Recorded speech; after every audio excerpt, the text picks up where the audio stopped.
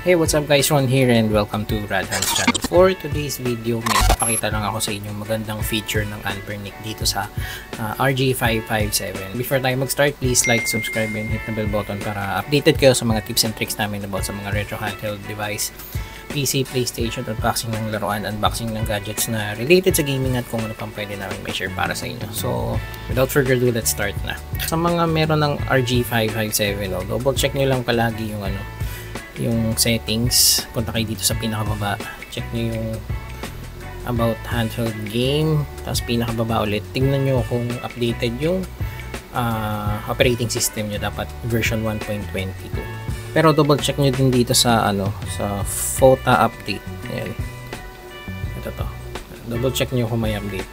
Ayan. So kung latest naman yung version, proceed na tayo. So ngayon, meron tayong lalaroin dito sa PSP. Ito kasing initial D sa PSP walang translation ng English. So ngayon, open natin to. Ayan, kita nyo. So syempre, pag ganito, hindi natin maintindihan unless marunong kayo mag-Japanese or marunong kayo magbasa ng Japanese. So ayan, balik tayo sa ayan, balik tayo dito. Ngayon, itong sinasabi kong feature ng Anbernic RG557 is itong Anbernic AI. Ayan.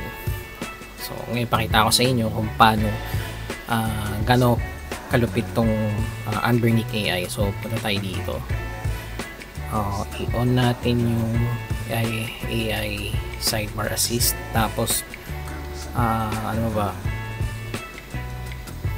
automatically enable sidebar. So ayan, kung may kita nyo, may lumabas na ganito. So slide nyo yan, palabasin nyo yan, tapos press nyo tong nasa baba, open AI translation floating window.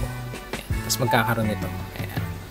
Okay, tapos balik tayo dun sa home, balik tayo sa digestion, open natin itong initial D.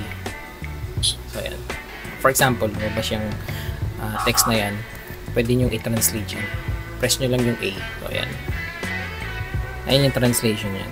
Memory stick to OTM because it flashes in the meantime.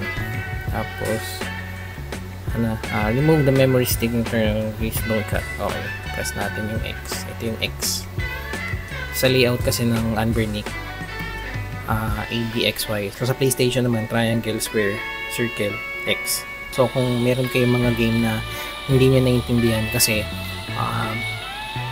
iba yung text na lumalabas or iba yung region, napaka-helpful nitong Anbernic AI na to.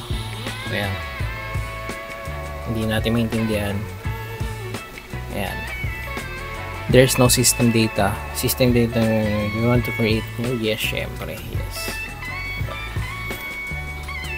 Mas pinadali nito yung buhay natin kaysa mag-check tayo online ng mga manuals. Siyempre, pagka tapos ka na, press mo lang dito sa labas. Ayan. Tinatry kong i-drag din. Ay, nadadrag din pala. Ayan. At guys, additional ko na lang din, hindi lang sa game na kakatulong tong Anbernic AI. For example, dito sa browser, ayan, nag-prepare na ako ng Japanese letters or Japanese word o kung ano man yan, sentence. Ayan, pag press mo lang ulit yan, ayan, lalabas yung meaning yan, diba? Sa mga naka RG557, magandang advantage to para sa inyo, lalo na yung mga gusto nyong laruin na JRPG, mga ganyan, or kung anong game na iba yung lengguwahe or language. Napaka-helpful nito. So, yun lang guys. Sana may natutunan at nag-enjoy kayo sa video na to. And syempre, before tayo matapos, don't forget to like, subscribe, and hit the bell button para updated kayo sa mga tips and tricks namin about sa mga handheld emulation device, PC, PlayStation, unboxing ng laruan, unboxing ng gadgets na related sa gaming, and kung ano pa pwede namin may share para sa inyo. So, yun lang guys. Maraming salamat. Paalam.